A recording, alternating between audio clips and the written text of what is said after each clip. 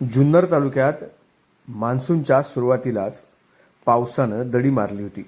मात्र त्यानंतर पाऊस सुरू झाला आणि उघडलेल्या पावसानंतर शेतकऱ्यांची पेरणीची लगबग सुरू झाली. परिसरात मोठ्या प्रमाणावर सोयाबीनची पेरणी सुरू असलेली पाहायला मिळते. मात्र यंदाच्या वर्षी पेरणीच्या हंगामात एक चित्र आवर्जून पाहायला मिळालं, ते म्हणजे शेतकरी आता बैलजोडीनं पेरणी करताना पाहायला मिळत आहेत. शेतीचं यांत्रिकीकरण झालंय असं आपण म्हणतो. मात्र यांत्रिकीकरण जरी झालं असलं तरी मागच्या 1.5 ते 2 वर्षात शेतकरी बैलजोडीकडे पुन्हा वळालेले पाहायला मिळत आहेत. त्याचं कारण शेतकऱ्यांना विचारलं असता ट्रॅक्टरच्या सहाय्याने शेती मोठ्या प्रमाणावर तुडवली जाते. कानाकोपऱ्यात बी बियाणं पेरता येत नाही, त्यामुळे बैलजोडीचा वापर करावा लागतोय. बैलजोडीची पेरणी ही कधीही अतिशय उत्तम पद्धतीने करता येते असं शेतकऱ्यांचं आणि पेरणी करणाऱ्या मंडळींचं म्हणणं आहे. मात्र मंडळी, आता पेरणी करणारी मंडळी तरी गावोगावी राहिली आहेत का? जो व्हिडिओ आपण पाहताय तो काळवडी गावच्या परिसरातील आहे.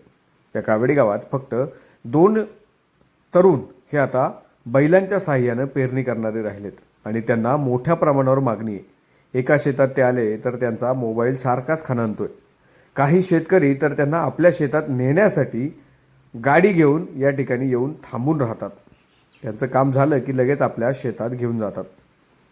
बैल आणि ट्रॅक्टर ह्या दोन्हींच्या पेरणीमध्ये, नांगरणीमध्ये नेमका फरक काय?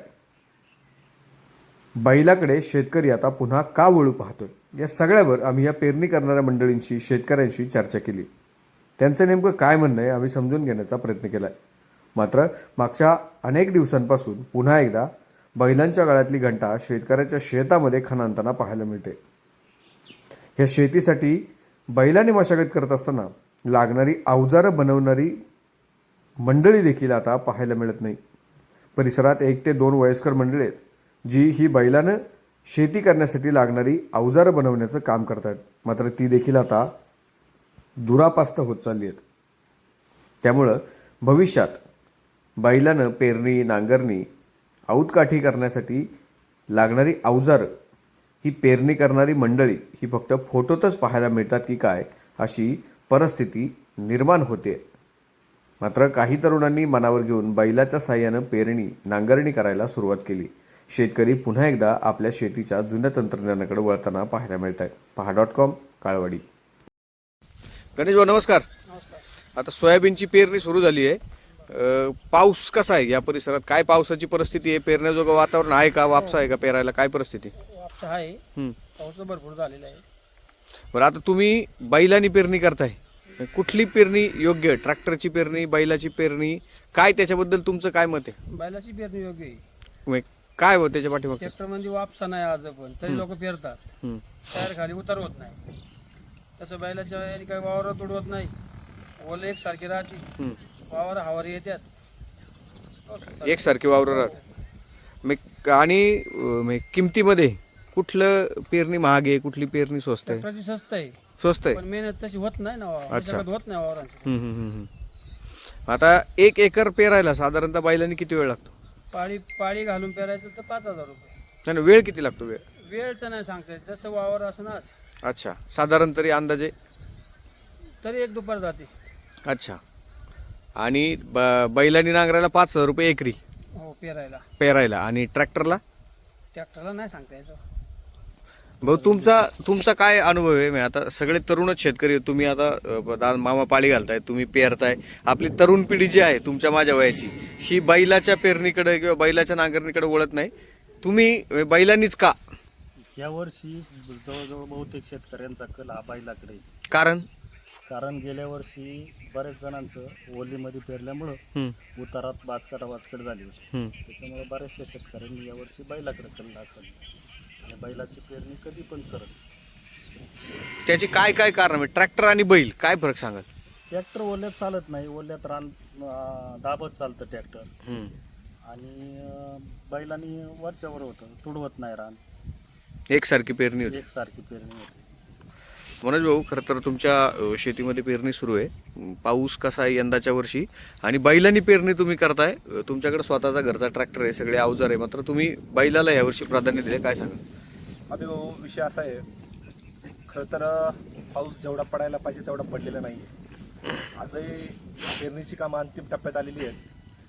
सर्व बळीराजा त्या ठिकाणी पावसाच्या प्रतीक्षेमध्ये आहे आणि असं असताना खरं तर ट्रॅक्टरने पेरणी करणं, यांनी सांगितल्याप्रमाणे रान त्या ठिकाणी तोडवलं जातं आणि ज्या पद्धतीने बैलाने जी पेरणी होती त्या पद्धतीमध्ये ट्रॅक्टरची पेरणी तेवढी यशस्वी होत नाही आणि म्हणून शेतकऱ्यांनी यावर्षी बैल पेरणीकडे त्या ठिकाणी जास्त त्यांचा सगळ्यांचा ओढा वाढलेला आहे. मोठ्या संख्येने बैल दिसत आहेत शेतामध्ये. त्याचं कारण हे असं आहे, खरं तर आता ही जी बैलाची काम करणारी जी मंडळी आहे ती खरं तर नामशेष होत चाललेली आहे. आपल्याकडे 2च आहेत. परंतु मी माझ्या ठिकाणी या ठिकाणी सांगू इच्छितो का ते या काळवाडी गावाचा जर विचार केला तर हे गणेश भाऊ मेंढे आणि राहुलदादा मोहिते ही 2च मंडळी अशी आहेत तरुणांमध्ये की ते ठिकाणी पाळी पद्धतीची सर्व कामं त्या ठिकाणी करतात.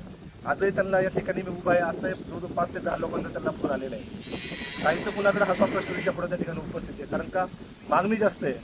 लोकांची मागणी खरं तर या बैल कामाकडे त्या ठिकाणी वाढत चाललेली आहे. त्याचं कारण असं आहे की यांत्रिकीकरणाचा वापर आपण त्या पद्धतीनं म्हणतो, गप्पा आपण त्या ठिकाणी म्हणतो यांत्रिकीकरण शेतीमध्ये आलं पाहिजे. यांत्रिकीकरणाचे तोटे त्या पद्धतीचे आहेत. बैल पेरलेले त्या ठिकाणी जे कडे कोपरे, हा शेतकरी जो आहे हा शेतकरी शेवटी जे पीक पेरले त्याच्या उत्पन्नावरती त्याच्या सर्व गोष्टी अवलंबून असतात आणि मग ट्रॅक्टरने पेरणी केल्यानंतर पीक कमी जाते, परंतु तेवढं उत्पन्न त्या ठिकाणी निघत नाही. बैल पेरणीने केल्यामुळं कडे कोपरे त्या ठिकाणी व्यवस्थित निघाल्यामुळं चांगल्या पद्धतीचं उत्पादन त्या ठिकाणी शेतीमध्ये मिळत आहे आणि खऱ्या अर्थानं शेतकरी त्या ठिकाणी समाधानी होतोय. आज खरं तर अनुभव या ठिकाणी सांगावंच वाटतं की पेरणीची कामं अंतिम टप्प्यात आलेली आहे. पावसाकडे लोक त्या ठिकाणी वाट पाहत आहे आणि खरं तर लवकरात लवकर त्या ठिकाणी पाऊस झाला तर नक्कीच ही पिकं जोमाने त्या ठिकाणी वाढू लागतील हा विश्वास या ठिकाणी मला वाटतो. राहुल भाऊ, या निमित्ताने एक कुतूहलाचा प्रश्न. सगळे यांत्रिकीकरण झाले, लोक सध्या सगळं आधुनिक तंत्रज्ञानाकडे वळाले. आता तुमची ही जी सगळी बैल जोडीची जी अवजार आहेत, पेरणीचे यंत्र असेल, पाळीचे यंत्र असेल, ही बनवणारी लोक सध्या आहेत का?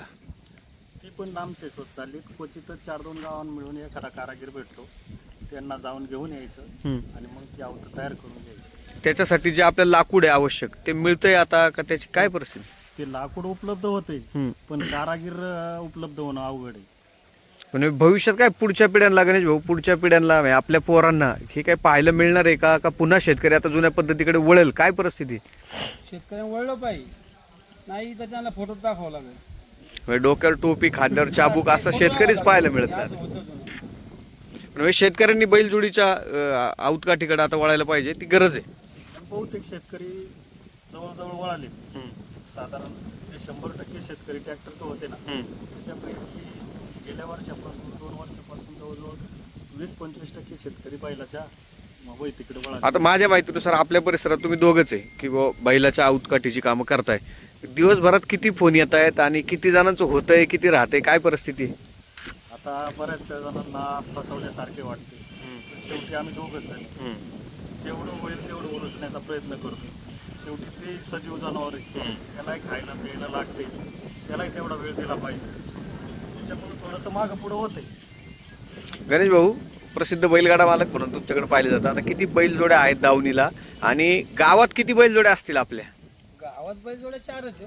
अच्छा, आपल्याकडे किती आहेत? आपल्याकडे असं आहे अच्छा, आता बैल असणारे शेतकरी आपल्या गावात किती असतील साधारणतः? 2-3?